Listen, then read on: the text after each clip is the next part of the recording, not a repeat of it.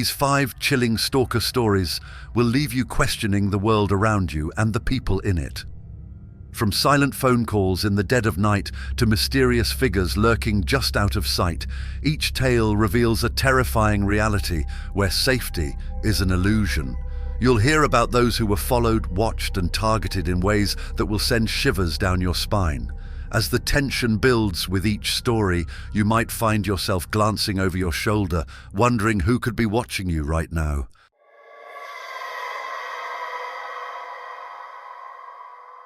The last place I ever expected to feel unsafe was in my own backyard, especially not at night when the forest usually brought me peace.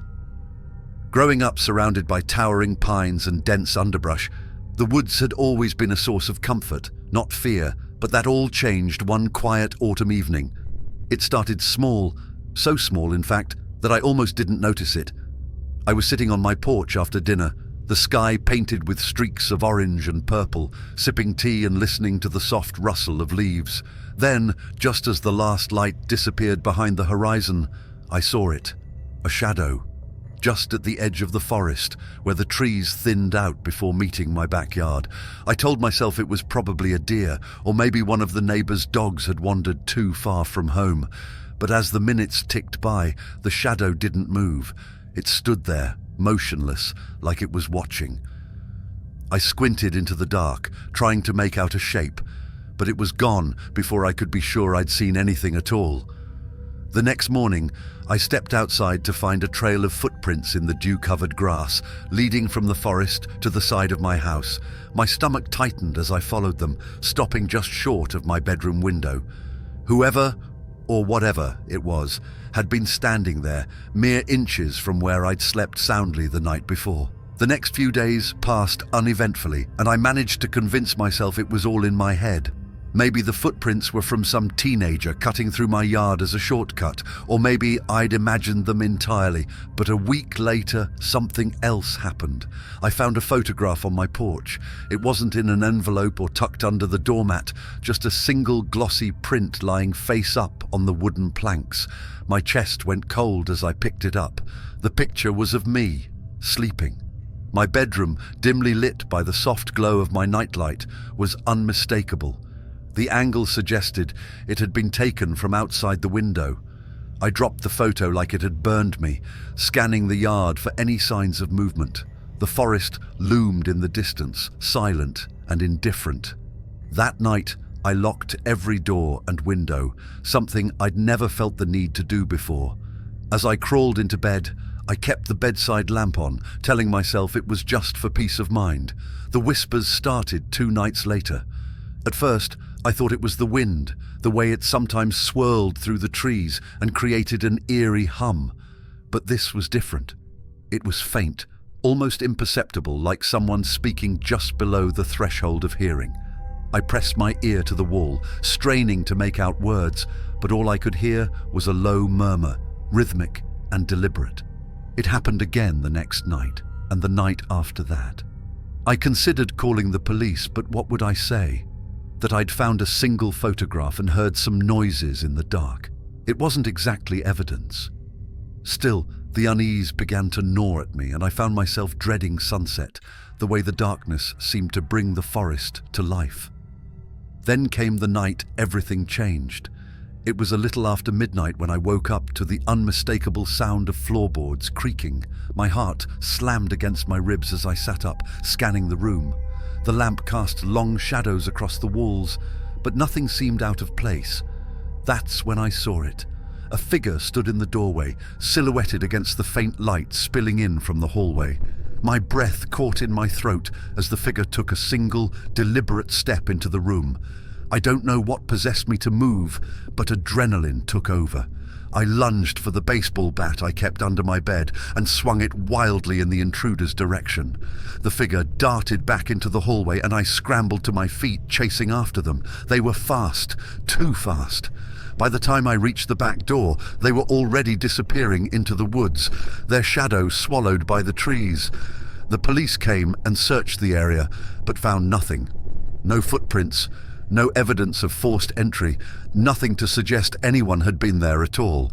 They offered to patrol the neighborhood for a few nights, but their reassurance did little to calm my nerves. I didn't sleep much after that. Every creak of the house, every gust of wind, set my nerves on edge. I kept the back close and triple-checked the locks every night. A few days later, as I was getting into my car to leave for work, I noticed something tucked under the windshield wiper. My stomach dropped as I unfolded the piece of paper, the words scrawled in messy, uneven handwriting, "I'll be back." The woods that had once been my sanctuary were now my prison. And somewhere out there, in the darkness, someone was watching.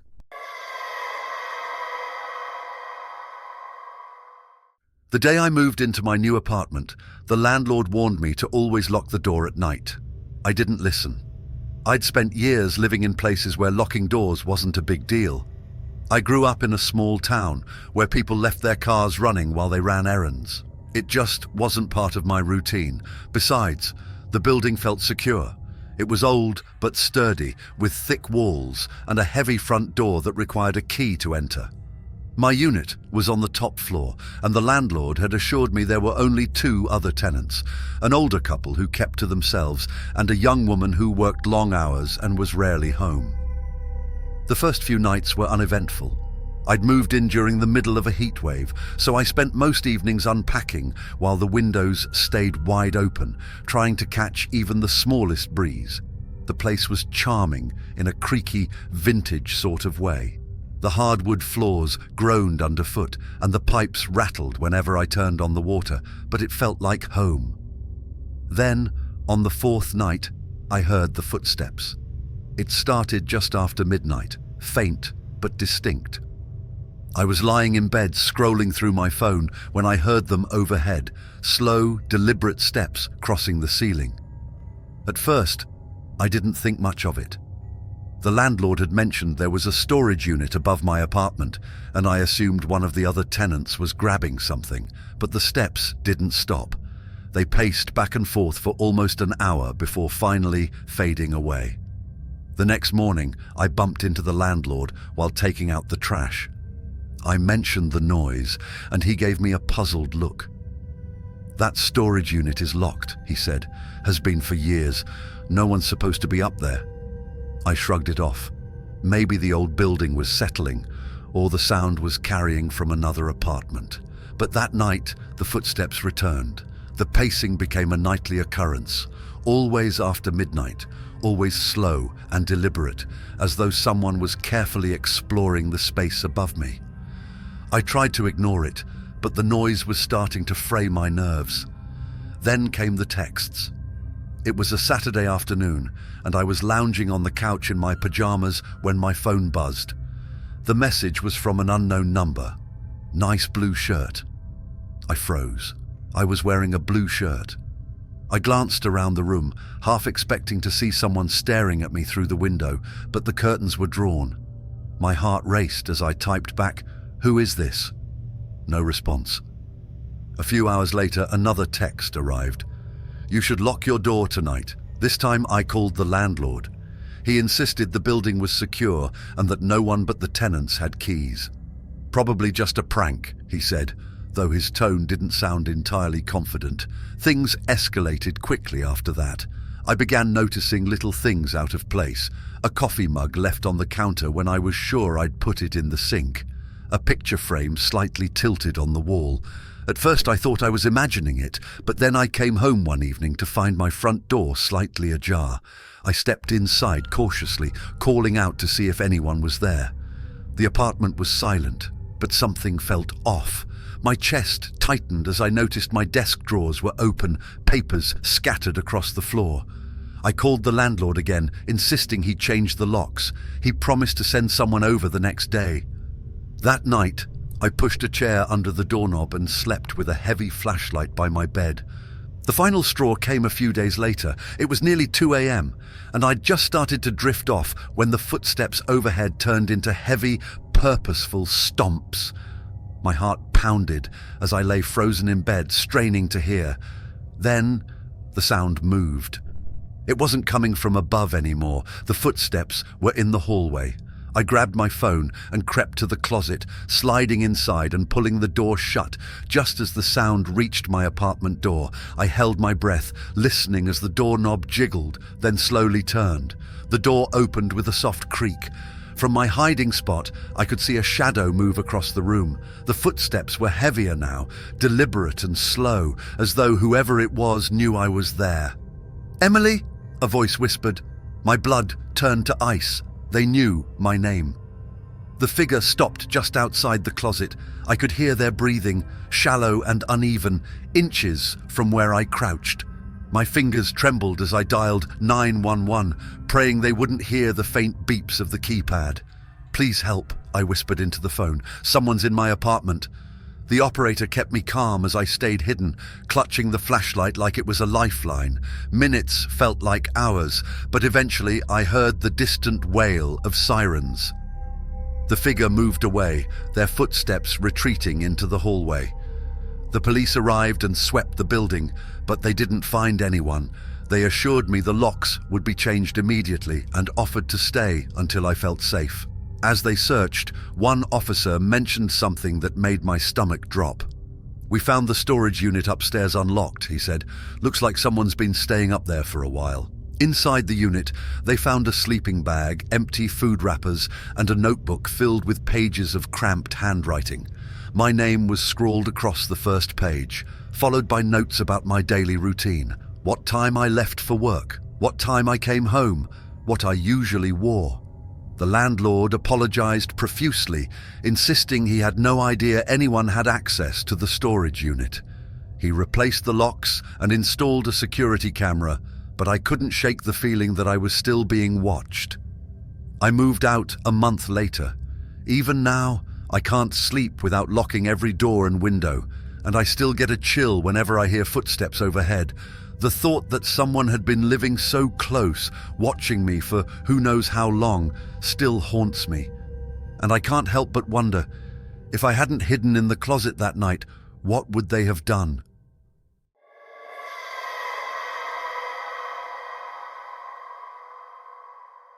I didn't think much of the old white van parked outside my office.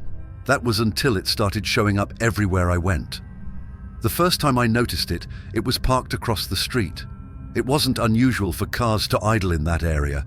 People often waited there to pick up their kids from the daycare down the block.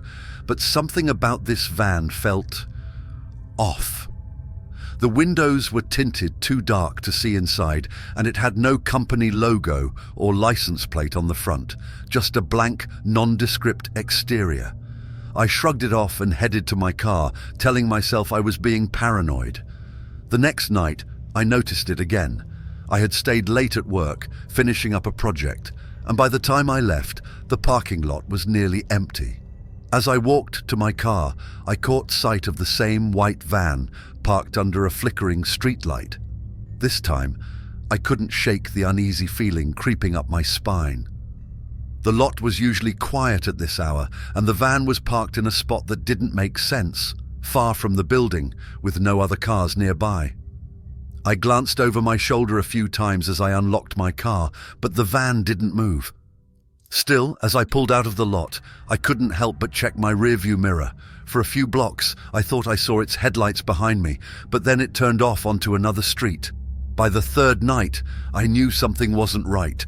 The van was there again, parked in the same spot across from my office. This time, I decided to take a closer look. As I passed by on my way out, I tried to casually glance through the driver's side window. It was too dark to see anything, but I could feel someone watching me. The next morning, I found a piece of paper tucked under my windshield wiper. It wasn't a parking ticket or a flyer, just a blank sheet with a single word scrawled in the center. "Hi." I stared at it, my pulse quickening. Was this some kind of prank? I glanced around the parking lot, half expecting the van to be lurking nearby, but it wasn't there.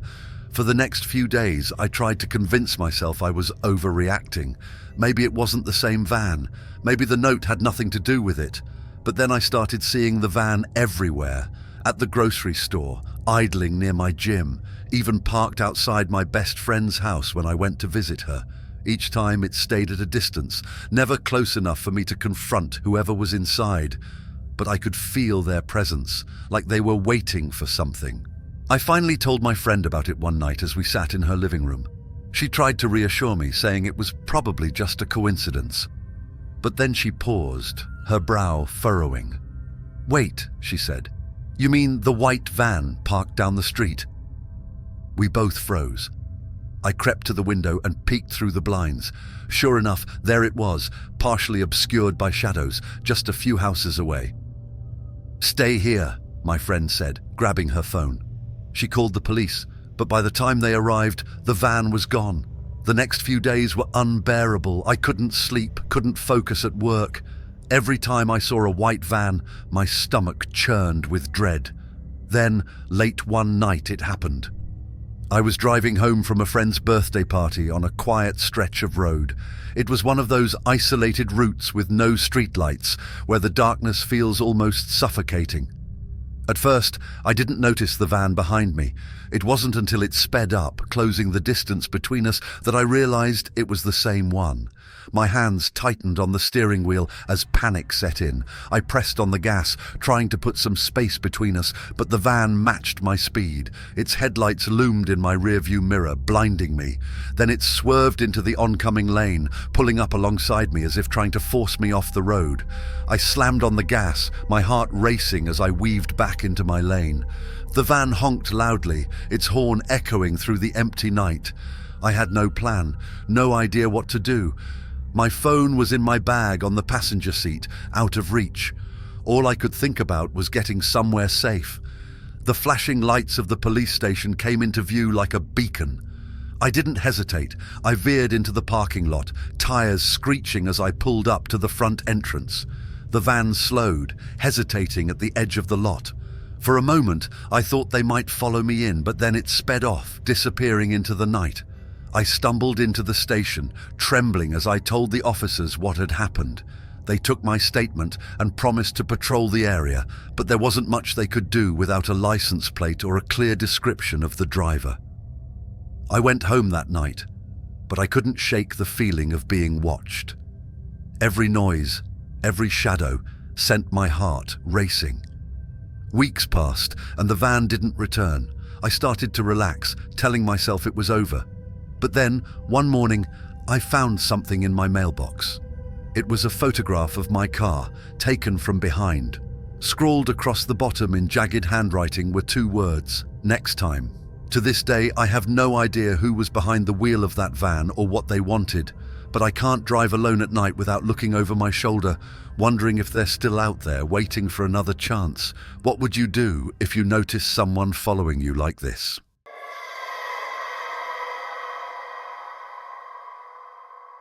I was thrilled to finally move into my own place, but it didn't take long to realize I wasn't alone.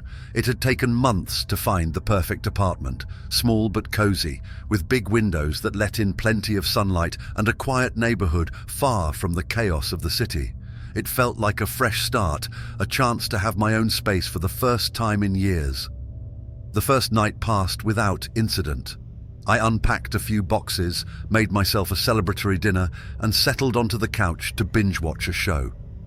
When I went to bed, the apartment was silent except for the faint hum of the refrigerator. The next night, I heard the noise.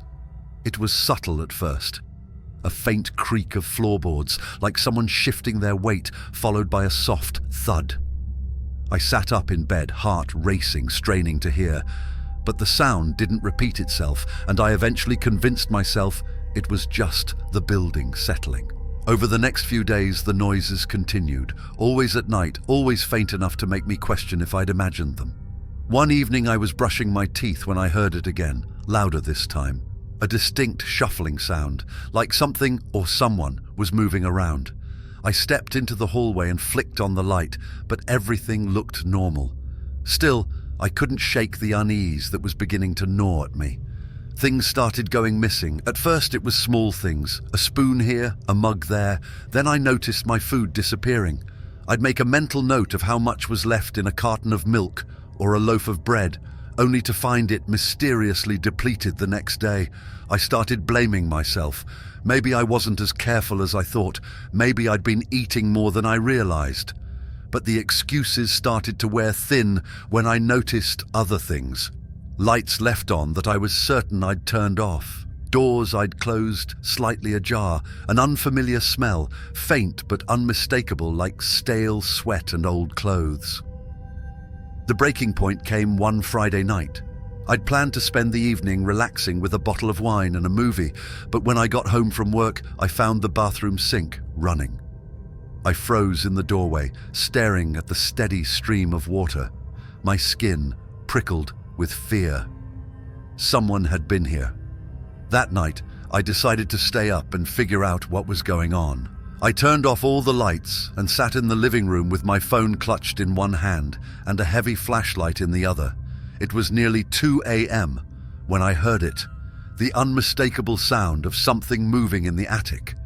My heart pounded as I stared at the ceiling, the shuffling noises growing louder. Summoning every ounce of courage I had, I crept toward the attic hatch in the hallway. The pull cord dangled like a taunt, swaying slightly as if someone had just touched it. I reached up and grabbed the cord, yanking the hatch open. A ladder slid down with a groan, revealing the dark void above. I shone my flashlight into the opening, half expecting to see nothing. Instead, I saw him. He was skinny, with matted hair and sunken eyes that glinted in the beam of my flashlight. For a moment, we just stared at each other, both frozen in shock. Then he lunged forward, scrambling down the ladder. I screamed and bolted for the door, adrenaline surging as I fumbled with the lock. Behind me, I could hear him crashing through the hallway, his breath ragged and uneven. I threw open the door and sprinted outside, not stopping until I was halfway down the block. I ducked behind a parked car and called the police, my hands trembling so badly I could barely dial. The officers arrived within minutes. They searched the apartment but found no sign of the man. It wasn't until they checked the attic that they uncovered the full extent of what had been going on. Up there, they found a makeshift bed, a pile of old blankets and pillows, along with a few empty food wrappers and bottles. But the most disturbing discovery was a journal. It was filled with pages of detailed notes about my daily routine. What time I left for work, what time I came home, what I cooked for dinner, what I watched on TV. There were even sketches of me, crude but recognizable, drawn in the shaky hand of someone who had been watching for far too long. The police suspected he had been living up there since before I moved in, entering and exiting through a small hatch that led to the roof. They changed the locks and installed a security system, but it didn't matter. I moved out the next day, leaving behind the apartment I'd been so excited about. Even now, years later, I still feel a chill whenever I hear a strange noise at night. The thought that someone could be living so close, hiding in plain sight, is a nightmare I'll never forget.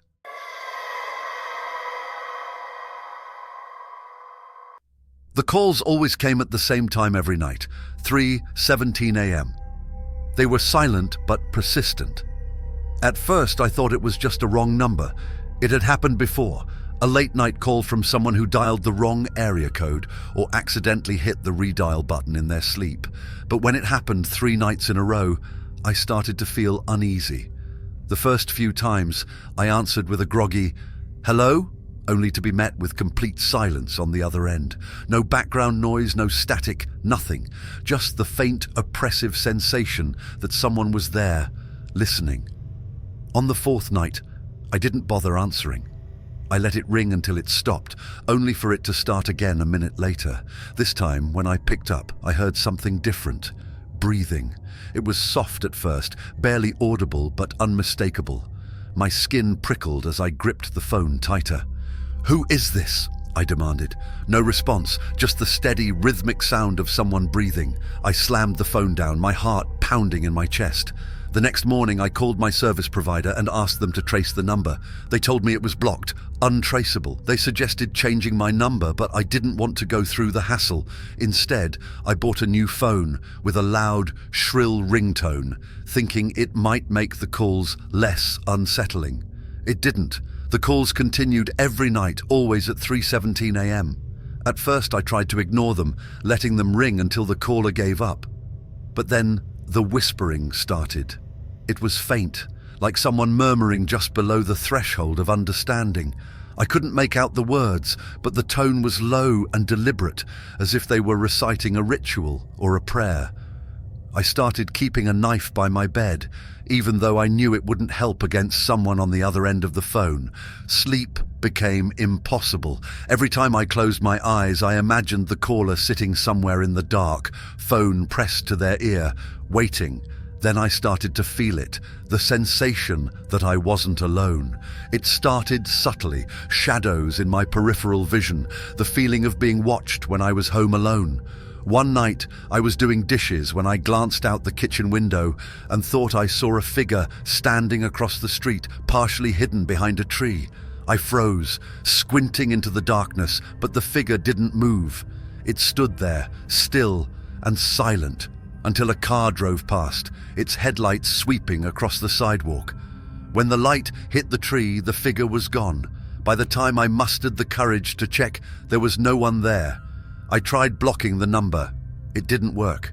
The calls stopped for one night, but the next morning I found a letter in my mailbox. There was no return address, just a plain white envelope with my name scrawled across the front. Inside was a single sheet of paper with 3 words written in thick black ink. "You can't block me." My hands shook as I read the note. I called the police, but they weren't much help. The officer I spoke to suggested it was probably a prank and told me to install a security camera. I ordered one online that same day, but it wouldn't arrive for a week. That night, I didn't sleep. At 3:17 a.m., the phone rang again. I didn't answer. Instead, I sat on the edge of my bed, gripping the knife and staring at the screen until the call ended. I stayed like that for hours, jumping at every creak of the house, every rustle of wind outside my window. Sometime after dawn, I finally drifted off, knife still in hand. When I woke up, the first thing I noticed was the phone lying on the floor. I didn't remember dropping it. The second thing I noticed was that the closet door was open. I always kept it closed. The following night, I decided I couldn't take it anymore. I locked every door and window, double-checked the curtains, and barricaded myself in the bedroom with a chair wedged under the doorknob. I even turned the phone off, determined not to give the caller the satisfaction of waking me again. For the first time in weeks, I managed to fall asleep. I woke up to the feeling of someone standing over me. At first I thought I was dreaming. My room was dark and my mind was sluggish from sleep. But as my eyes adjusted, I saw the silhouette of a man standing at the foot of my bed. I froze, my breath caught in my throat. For a moment, neither of us moved. Then he leaned forward, and in the faint glow of the streetlight filtering through the curtains, I saw his face. I'll never forget it. His skin was pale, almost sickly, and his eyes were wide and unblinking like he was studying me. He didn't say a word, just stood there watching. I don't know how I managed to move, but somehow I grabbed the knife from under my pillow and lunged forward, screaming. The man bolted, disappearing into the hallway. I heard the front door slam as I scrambled to turn on the lights. The police arrived within minutes, but the man was long gone. They found the back door unlocked with no signs of forced entry. Whoever he was, he had a key. The officers swept the house and found no evidence of the caller, no fingerprints, no footprints, nothing. They promised to increase patrols in the area, but I knew it wouldn't make a difference. I packed my bags and left that same night, moving into a friend's house across town. For a while, things were quiet. Then, a month later, the calls started again. "You can't block me."